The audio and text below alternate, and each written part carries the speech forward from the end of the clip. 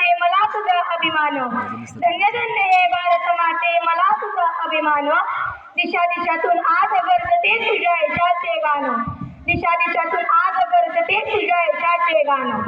15 August हा आपल्या भारताचा राष्ट्रीय सण आहे.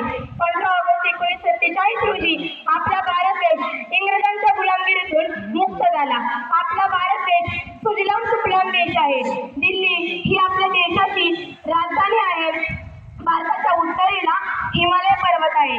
हा पर्वत खूप विशाल व उंच आहे. पूर्वी भारताला सोन्याची चिमणी म्हणून ओळखले जायचे, पण मुघल आणि इंग्रजांनी भारतात मोठ्या प्रमाणात लूट केली. पण तरी आज भारत उच्च स्थानावर आहे. साऱ्या विश्वाला शांतीचा संदेश देणारे अशोक चक्र ही आपली अस्मिता आहे. माझा भारत कृषीप्रधान देश आहे. माझ्या भारत भूमीने अनेक नररत्नांना जन्म दिला आहे. जिजाबाई सारखी राजा घडवणारी माता ही आपल्या देशात जन्माला आल्या आणि सत्यात मोह जुगारून वडिलांच्या वचनाचा मान राखून वनवासी होणारा राजा प्रभू रामचंद्र ही आपल्या देशात जन्मले.